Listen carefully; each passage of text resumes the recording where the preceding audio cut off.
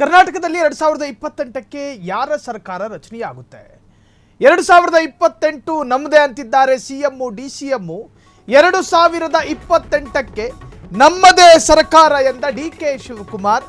ರಾಜ್ಯದ ಉಪಮುಖ್ಯಮಂತ್ರಿಯೊಬ್ಬರು 2028ಕ್ಕೆ ಕರ್ನಾಟಕದಲ್ಲಿ ಆಡಳಿತ ನಡೆಸೋದು ಕೈ ಸರ್ಕಾರ ಅಂದ್ರು. ಸಿಎಂ ಸಿದ್ದೂರಿಂದಲೂ ಕೂಡ ಅದೇ ತೆರನಾದ ಘೋಷಣೆ. ಸದನದಲ್ಲೇ ಸಿದ್ದು ಡಿಕೆ ಘೋಷಣೆ. 2028ಕ್ಕೆ ನಮ್ಮದೇ ಸರ್ಕಾರ. ಸಿದ್ದು ಡಿಕೆ ಘೋಷಣೆ ಹಲವು ಅನುಮಾನಗಳಿಗೆ ಎಡೆ ಮಾಡಿಕೊಟ್ಟಿದೆ. ಸಿದ್ದರಾಮಯ್ಯ ಹೇಳಿದ್ದು ಅವರ ನೇತೃತ್ವದ ಸರ್ಕಾರ ಅಂತಾನೋ, ಡಿಕೆ ಶಿವಕುಮಾರ್ ಹೇಳಿದ್ದು ಅವರ ನೇತೃತ್ವದ ಸರ್ಕಾರ ಅಂತಾನೋ ಗೊತ್ತಾಗ್ತಾ ಇಲ್ಲ. ಡಿಕೆ ಕನಸಿಗೆ ಮುಳ್ಳಾಗ್ತಾರಾ ಸಿದ್ದರಾಮಯ್ಯ?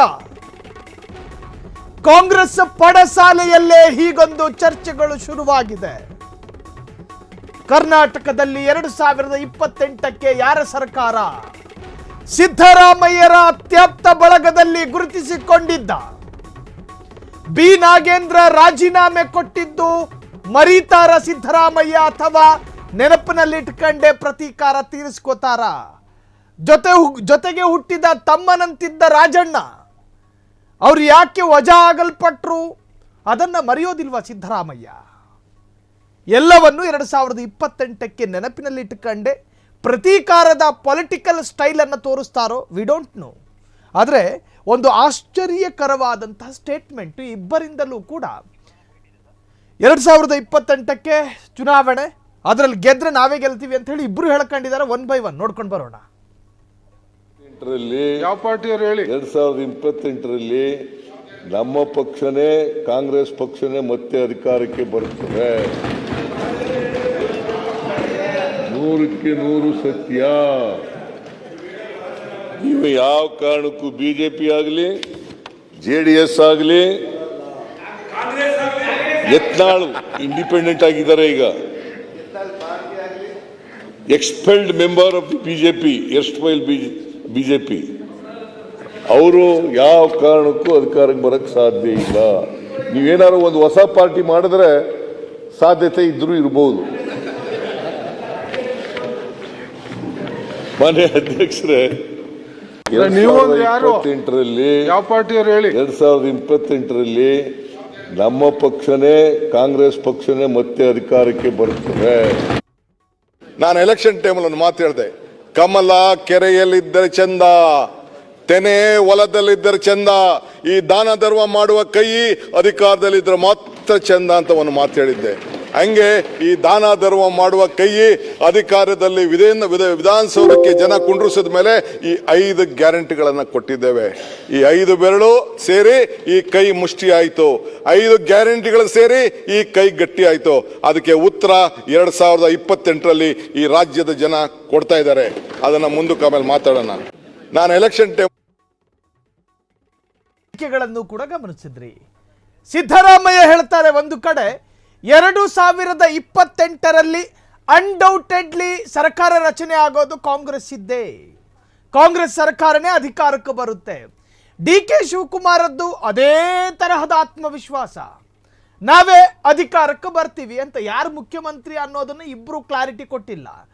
ನಾನೇ ಮುಖ್ಯಮಂತ್ರಿ ಆಗ್ತೀನಿ ಆ ಸರ್ಕಾರದಲ್ಲೂ ಅಂತ ಸಿದ್ದರಾಮಯ್ಯ ಹೇಳಿಕೊಂಡಿಲ್ಲ. ಡಿಕೆ ಶಿವಕುಮಾರ್ ಹಿಂಗೆ ಒತ್ಸಲೆ ಅನ್ಕೊಂಡು ತಿರುಗಾಡಿದ್ರೆ ಕಾಂಗ್ರೆಸ್ನಲ್ಲಿ ಡಿಕೆ ಇರ್ತಾರೋ ಇಲ್ವೋ ಗೊತ್ತಿಲ್ಲ. ಆದರೆ 2028ರಲ್ಲಿ ದಾನ ಧರ್ಮ ಮಾಡೋ ಕೈ ಅಧಿಕಾರದಲ್ಲಿದ್ರೇ ಚಂದ ಅಂತ ಹೇಳ್ತಿದ್ದಾರೆ. ಒಂದು ಕಡೆ ಸತೀಶ್ ಜಾರಕಿಹೊಳಿ ಹಿಂದೆ ಹೇಳ್ತಾ ಇದ್ರು, ಈಗಲೂ 5 ವರ್ಷ ಪೂರ್ಣಾವಧಿ ಸಿಎಂ ಸಿದ್ದರಾಮಯ್ಯನವರೇ. 2028ರಲ್ಲಿ ಒಂದು ವೇಳೆ ಸಿದ್ದರಾಮಯ್ಯ ಸಿಎಂ ಆಗದೇ ಇದ್ದರೆ ನನಗೂ ಕೂಡ ಆಸೆ ಇದೆ ಸಿಎಂ ಆಗೋದಕ್ಕೆ ಅಂತ ಹೇಳಿ ಇಂಗಿತವನ್ನು ವ್ಯಕ್ತಪಡಿಸಿದ್ರು. ಅಲ್ಲೆಲ್ಲೂ ಕೂಡ ಡಿಕೆ ಶಿವಕುಮಾರ್ ಹೆಸರು ಕೇಳಿ ಬಂದಿಲ್ಲ. ಆದರೆ ಸೆಪ್ಟೆಂಬರ್ ಒಳಗಾಗಿ ಒಂದು ಕ್ರಾಂತಿ ಆಗುತ್ತೆ ಅಂತ ಹೇಳಿ ರಾಜಣ್ಣ ಈ ಹಿಂದೆ ಒಂದು ಭವಿಷ್ಯ ನುಡಿದಿದ್ರಲ್ಲ. ಡಿಕೆ ಶಿವಕುಮಾರ್ ಲಾಬಿಯ ಮುಖಾಂತರವಾಗಿ ಮತ್ತೆ ಅಧಿಕಾರ ಹಂಚಿಕೆ ಮುನ್ನೆಲೆಗೆ ಬಂದು ಸಿಎಂ ಸಿದ್ದರಾಮಯ್ಯರವರು ತನ್ನ ಸ್ಥಾನವನ್ನು ಡಿಕೆಶಿಗೆ ಬಿಟ್ಟು ಕೊಡುವಂತಹ ವಿಪ್ಲವದ ಬಗ್ಗೆ ಹೇಳಿದ್ರು ಅಥವಾ ಸಿದ್ದರಾಮಯ್ಯರ ಕ್ಯಾಬಿನೆಟ್ ರೀಶಫಲ್ ಆಗುತ್ತೆ ಅನ್ನುವಂತಹ ಭವಿಷ್ಯ ನುಡಿದಿದ್ರು ಗೊತ್ತಿಲ್ಲ. ಬಟ್ ಸಿದ್ದರಾಮಯ್ಯರ ಪರವಾಗಿ ಸಾಲು ಸಾಲು ಸಮರ್ಥನೆಗಳಿಂದಲೇ ರಾಜಣ್ಣ ಟಾರ್ಗೆಟ್ಗೆ ಒಳಗಾದ್ರ. ಒಟ್ಟಾರೆ 2028ಕ್ಕೆ ನಮ್ಮದೇ ಸರ್ಕಾರ ಎಂದ ಡಿ ಕೆ ಶಿವಕುಮಾರ್, ಸಿಎಂ ಸಿದ್ದುರಿಂದಲೂ ಕೂಡ ಅದೇ ಘೋಷಣೆ. ಸದನದಲ್ಲೇ ಸಿದ್ದು ಮತ್ತು ಡಿ ಕೆ ಘೋಷಣೆ. ಸಿದ್ದು ಡಿ ಕೆ ಘೋಷಣೆ ಹಲವು ಅನುಮಾನಕ್ಕೆ ಎಡೆ ಮಾಡಿಕೊಟ್ಟಿದೆ. ಸದ್ಯಕ್ಕೆ ಚುನಾವಣಾ ನಿವೃತ್ತಿ ಪಡೆಯಲ್ವಾ ಸಿದ್ದು? ಹಾಗಾದ್ರೆ 2028ಕ್ಕೂ ಸಿದ್ದು ನಾಯಕತ್ವದ ಎಲೆಕ್ಷನ್ನೇ ನಡೆಯುತ್ತಾ? 2018ರಲ್ಲಿ ನನಗೆ ಈಗಲೂ ನೆನಪಿದೆ, ನನ್ನದಿದು ಕಡೆಯ ಎಲೆಕ್ಷನ್ ಅಂದಿದ್ರು ಸಿದ್ದರಾಮಯ್ಯನವರು. ಮತ್ತೆ 2023ರಲ್ಲಿ ಎಲೆಕ್ಷನ್ ಆಯಿತು, ಮತ್ತು ಅವರೇ ಸಿಎಂ. ಸೊ ಇದು ನನ್ನ ಕಡೆಯ ಚುನಾವಣೆ. ಅಹಿಂದ ಸಮಾಜದಿಂದ 2ನೇ ಬಾರಿ ಮುಖ್ಯಮಂತ್ರಿ ಆಗ್ತಾ ಇದ್ದೀನಿ, ಇದೊಂದು ಬಾರಿ ಅವಕಾಶ ಮಾಡಿಕೊಡಿ ಅಂದಿದ್ರು ಸಿದ್ದರಾಮಯ್ಯನವರು ಕಳೆದ 2023 ಅಸೆಂಬ್ಲಿ ಎಲೆಕ್ಷನ್ನಲ್ಲಿ.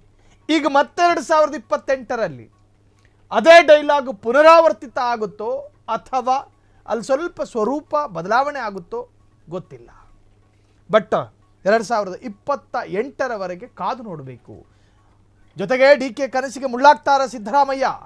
ಕಾಂಗ್ರೆಸ್ ಪಡಸಾಲೆಯಲ್ಲೇ ಹೀಗೊಂದು ಚರ್ಚೆ, ಅರ್ಥಾತ್ ಸದನದಲ್ಲಿ ಇಬ್ಬರೂ ಕೂಡ ಒಂದೇ ತರಹದ ಹೇಳಿಕೆಯನ್ನು ಕೊಟ್ಟರು. ಆದರೆ ಚಕ್ರವರ್ತಿಯ ಹೆಸರನ್ನು ಹೇಳಲಿಲ್ಲ. ಸಿಎಂ ಸ್ಥಾನಕ್ಕೆ ಯಾರಾಗಬಹುದು ಆ 2028ರ ಚಕ್ರವರ್ತಿ ಅನ್ನೋದನ್ನು ಡಿ ಕೆನೂ ಹೇಳಲಿಲ್ಲ, ಸಿದ್ದರಾಮಯ್ಯನವರು ಕೂಡ ಸ್ಪಷ್ಟಪಡಿಸಿಲ್ಲ.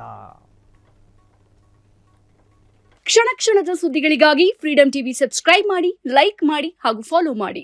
ಹೊಸ ಸುದ್ದಿಗಳ ನೋಟಿಫಿಕೇಶನ್ಗಾಗಿ ಬೆಲ್ ಐಕಾನ್ ಮೇಲೆ ಕ್ಲಿಕ್ ಮಾಡಿ.